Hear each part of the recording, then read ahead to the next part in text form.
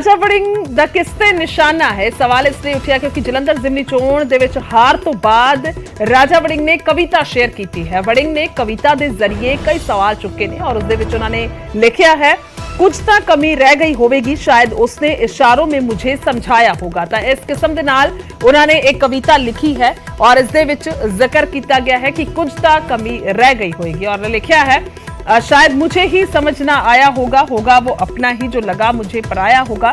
बातें जो उसने कही शायद मैंने उनको समझा नहीं, शायद उसने इशारों में मुझे कुछ समझाया होगा। तो इस किस्म की एक कविता लिखी गई है और इस कविता दे विच साफ तौर पे अंदाजा लगता है कि किस ते इशारा किया जा रहा है। पर सवाल इत्थे है कि किस ते ये निशाना जिहड़ा है वो कौन है, किसनूं ये कहा जा रहा है इस कविता के जरिए।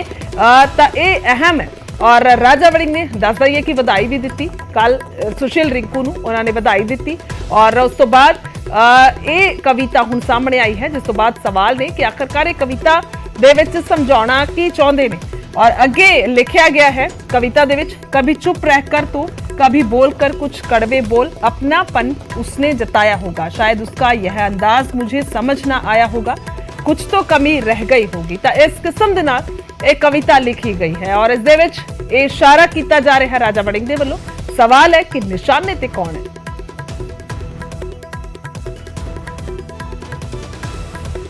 तो विनेश कटारिया मेरे सहयोगी फोन लाइन ते ने, उन्होंने नाल गलबात करदे आ। विनेश, कविता जिहड़ी है वो खूबसूरत लिखी है, शब्द बहुत सोहणे ने, पर निशाने ते कौन है राजा वड़िंग दे। गुरजोत निसंदेह जी गल तुसीं कही है कि कविता के शब्द बहुत सोहने हैं ते बहुत वधिया कविता लिखी है। ते खास गल यह है कि कल जिहड़ा दोपहर तक जलंधर जिमनी चोण के नतीजे डिकलेयर हुए सी ते अज सवेरे ही यानी कि 8:40 ते राजा वड़िंग ने एक कविता अपने सोशल मीडिया हैंडल ते पोस्ट की है। ते सवाल यही है कि कविता के राही राजा वड़िंग किसी ते निशाना साध रहा है या आपदी किसी कमी नूं जग जाहिर कर रही है। गुरजोत जी आपां कविता नूं पढ़ीए तां उन्हां दी जिहड़ी पहली लाइन है उन्होंने लिखा कि शायद मुझे ही समझ ना आया होगा वो अपना ही जो लगा मुझे पराया होगा। बातें जो उसने कही शायद मैंने उनको समझा नहीं, शायद उसने इशारों में मुझे कुछ समझाया होगा। देखो गुरजोत, ये जो कविता का जो आप मजमून पढ़ रहे हैं तो मैनू जो समझ आ रहा है कि ये शायद सुशील रिंकू बारे कोई गल करना चाह रहे हैं, क्योंकि सुशील रिंकू पहला कांग्रेस हुंदे सीगे जी ते जलंधर जिमनी चोण तो कुछ दिन पहला ही उन्होंने जिहड़ी है कांग्रेस छड्ड के आम आदमी पार्टी का पल्ला फड़ लिया ते उत्थों उन्होंने टिकट ले ली ते कल वो MP भी बन गए। तो शायद वो इसे का जिक्र करना चाह रहे हैं कि जिहड़ा सुशील रिंकू है भी उन्होंने कुछ ना कुछ राजा वड़िंग नूं कदे कोई समझाया होना या उन्होंने आपस में कोई कन्वरसेशन हुई होनी है ਜਿਹੜੀ राजा वड़िंग नूं शायद नहीं समझ आई या राजा वड़िंग नूं लग्या होना कि नहीं जी ये कोई रूटीन पार्ट है ते ਉਹ ਜਿਹੜਾ ਉਹਨਾਂ ਦੀ ਕਨਵਰਸੇਸ਼ਨ ਦਾ ਹਿੱਸਾ ਹੋਊਗਾ ਉਹ ਬਾਅਦ ਚੋਂ ਐਡਾ ਵੱਡਾ ਸਾਬਿਤ ਹੋ ਗਿਆ ਕਿ ਸੁਸ਼ੀਲ ਰਿੰਕੂ ਨੇ ਪਾਰਟੀ ਛੱਡਣ ਦਾ ਫੈਸਲਾ ਲੈ ਲਿਆ।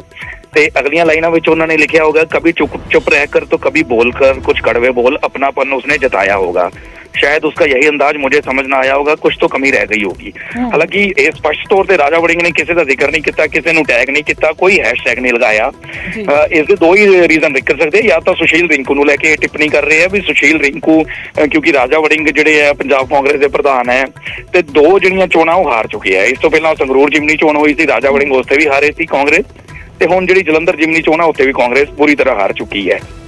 इस करके राजा वड़िंग या तो किसी अपने ते ही इंडायरैक्टली इशारा करना चाह रहे हैं जिहड़ा हुण पार्टी दे विच है, या फिर जिहड़ा पार्टी छड्ड के दूसरी पार्टी च जाके MP बन गया उस वाल कोई ना कोई टिप्पणी करना चाह रहे हैं। जी ठीक है विनेश, धन्यवाद है तमाम जानकारी ली। तो वड़िंग दे निशाने ते कौन है लग रहा है, अंदाजा लग रहा है कि सुशील रिंकू हो सकते हैं जो कविता बयान की है राजा वड़िंग ने।